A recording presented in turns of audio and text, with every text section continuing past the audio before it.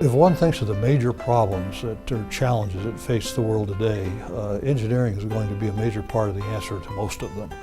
Whether it be the economy, where it's new products that will fix the economy, whether it be the environment, whether it be the provision of energy, provision of national security.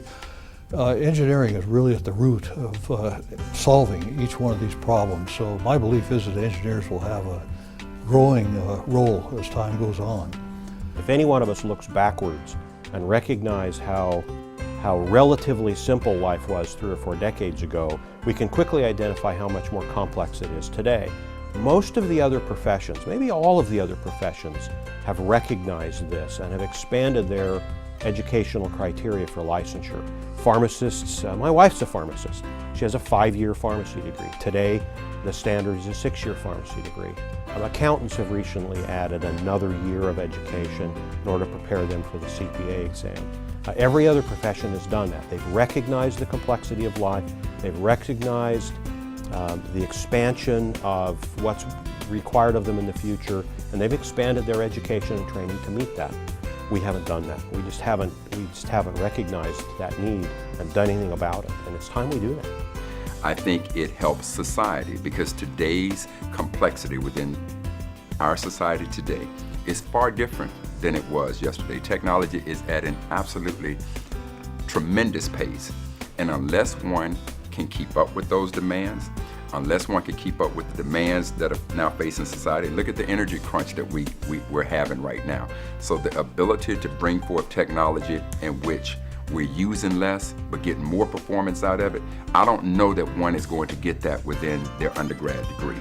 The 4-year degree, it teaches you a lot of the basic aspects, but it can't go fully in depth on any one subject. You'll learn a lot of things within civil engineering, from environmental aspects, project management, constructability. You're learning a lot of little tasks that you need to know just to perform your daily jobs, but to become a professional engineer where you're going to actually certify a design, you're going to stand behind that design through its life expectancy, you're going to need to specialize on more than just those subjects, so more education is going to be needed. Most professions today require graduate degrees. In fact, engineering is really the exception. And it seems to me ironic that engineers could build bridges and tunnels and dams that thousands of people's lives depend on, whereas you can't give my neighbor's cat a vaccination if you're a veterinarian without an advanced degree. It doesn't seem to add up. But in order to practice and in order to perform engineering services to the public or to the private sector, that licensing requirement is the protection of the public's health, safety, and welfare. So it is important that the linkage to what it takes to be a licensed engineer throughout the United States is in sync with what's supported in, it's the 3-legged stool of licensure.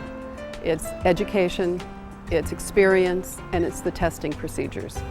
So keeping that in balance is really what the Raise the Bar strategy is all about.